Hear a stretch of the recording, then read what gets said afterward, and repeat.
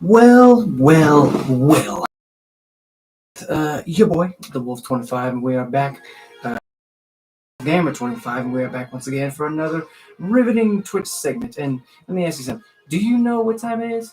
It's T-shirt time. I'm just playing. But it's actually Figure Friday.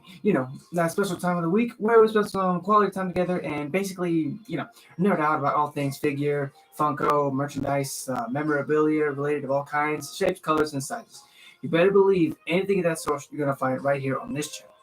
Now, before the holiest moments, folks, I want you guys to know that this is a green zone and that you are safe here. And that if you haven't already, please do me a favor and do a favor for yourself. If you haven't already, please go and help yourself to like something to eat, something to drink, or like a snack if you want to. Because as you guys know, I want you guys to be able to stay healthy, stay hydrated, and of course, keep your head in the game. You know what I'm saying? You gotta get your head in the game.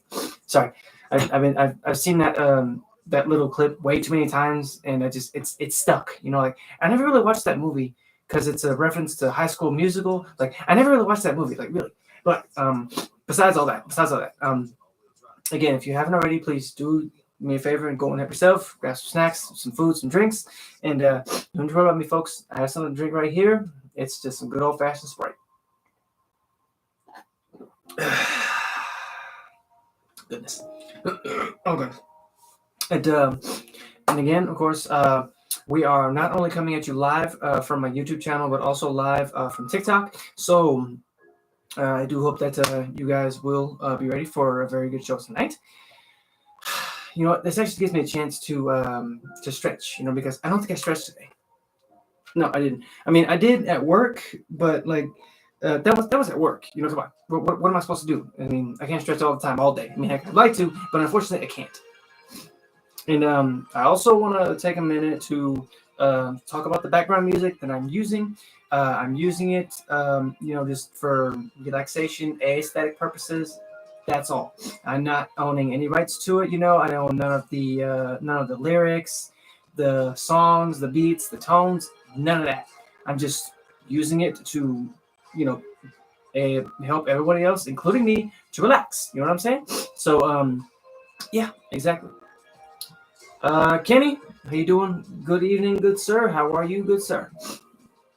Also, Kenny, I meant to ask. I heard from your cohort who works out of the Carlsbad store that you are going to be retiring soon. Is that true? I mean, I'm just curious. I'm not trying to get in your business or anything, but is that really true? Are you going to be retiring from the workforce? Like, because I mean, you deserve it. I mean, really, you do. I'm just curious. Like really. Oh, goodness gracious. But feel free to answer, whenever you're ready. We have hit the 3-minute marker, so we're going to go ahead and get started. And don't worry, I have an extra little captive audience member right here. Of course, the Eye of Akamoto is also going to be joining us in tonight's episode. So I want to say hello and welcome back for those who are just joining us this fine Friday evening. Or if you're going to be watching this as a highlight, welcome also. So tonight's episode was actually going to be pretty special, pretty special to me. And the only reason I say this is because we're actually going to be stepping away from the usual spots, the Marvel, the DC, the Power Rangers, the Mortal Kombat, etc. We're stepping away from all of that. Instead, we're actually going to be delving into a world, like a different world, if you will, or one that I feel like it's not talked about enough. It's actually another part of my childhood because I grew up watching this particular series. And I'm actually happy to be able to share it with you guys on this fine Friday evening. And we're going to be introducing 2 new Funkos to join the Funko family. And again, this world surrounds some pretty amazing creatures. I ain't gonna lie. Some can breathe fire. Some can blast water at will if they wanted to. And I mean, some have been known to even talk. Thanks to telepathy. And of course. So that's why we're actually going to be delving into this new world. And again, I invite you guys to sit back, relax, kick your feet up, take a deep breath, and just relax with your boy. Because as you know, it's just you, me, and the merchandise of tonight. So why don't we just go ahead and get into the nitty-gritty. Was that nice? Encourage your viewers to share your live and oh please, man, heck. I mean, look, I'm not opposed to you guys sharing the live feed. You can if you want to. It's always greatly appreciated. But if not, hey, if you just want to stay here and chill with your boy, that's also fine too. So, again, first up, we're actually going to be introducing our first legendary creature. I'm sorry, character who made his debut in a very popular video game and trading card series that revolves around creatures known as pocket monsters. Yes, that's right, folks. So please give a big Wolfpack official welcome, and of course, debut night to the legend itself, Mew.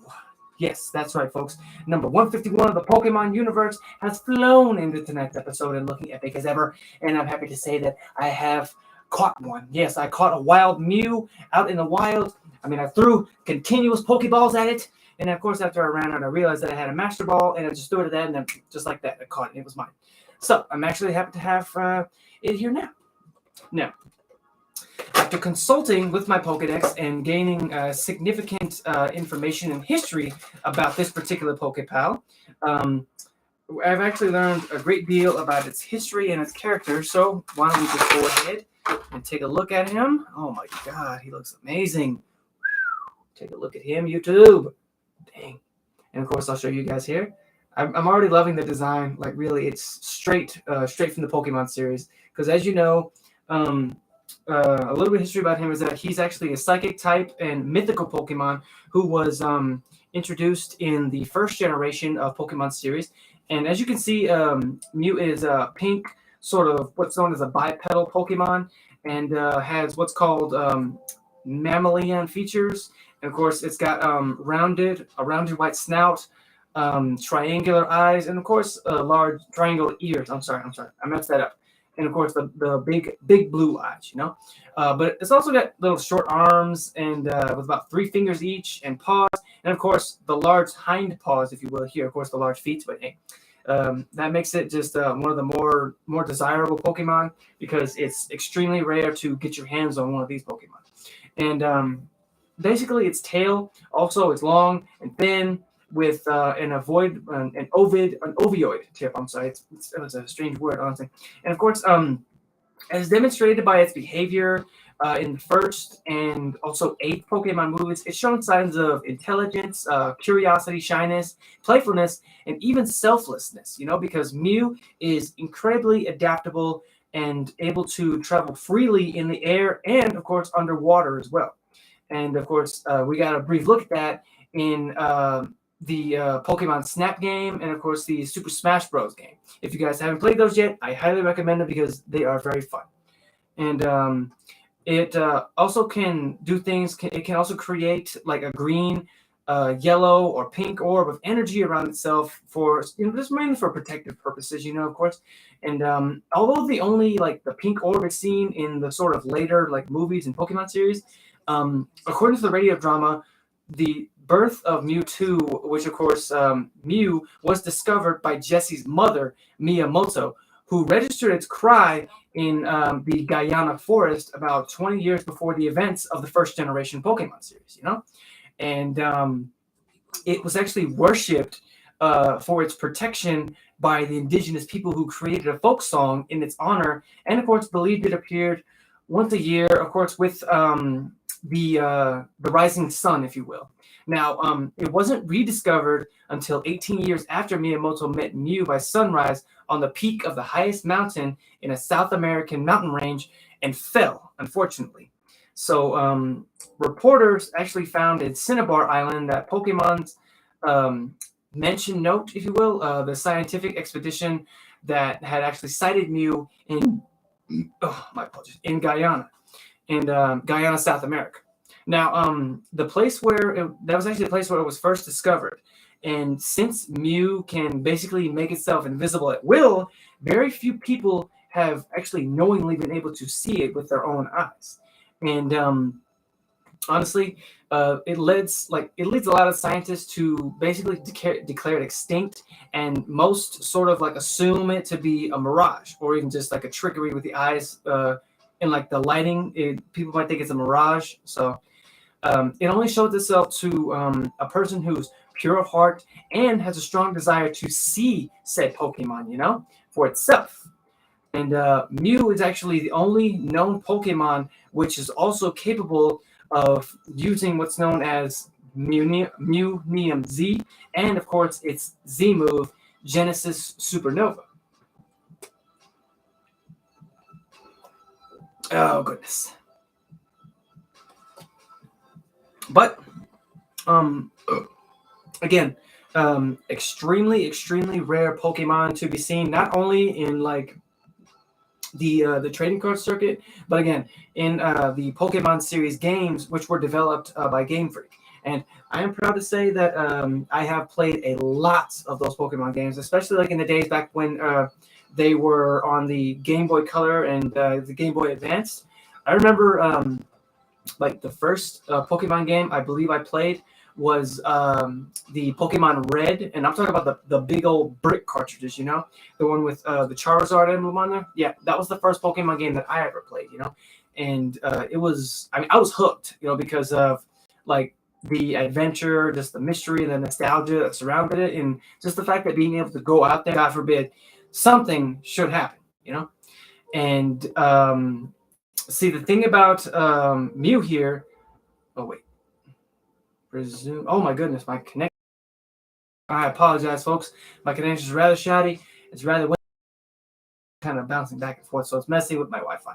I apologize if I'm coming in choppy or anything of the sorts, But I did find out some pretty interesting facts here. Though it's similar in appearance to Riolu, Lucario is actually got a lot of noticeable differences, such the fact as having redder eyes, if you will, and of course it's well, I mean, I know you can't see it right now because his eyes are black, but bear with me, folks, bear with me, okay? It's actually got the four paws, if you will. The two of these right here are actually black and has large pointed spikes in place of the oval-shaped bumps on it. See, because if you look right there on his paw, that's actually where the spikes are.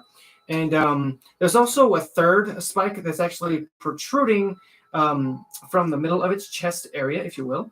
And of course, Lucario's ears and muzzle are longer in comparison to the Riolu Pokemon, but it retains the black mask and red eyes. And of course, the mask also added an upper stripe, if you will, that goes straight through the middle between his ears.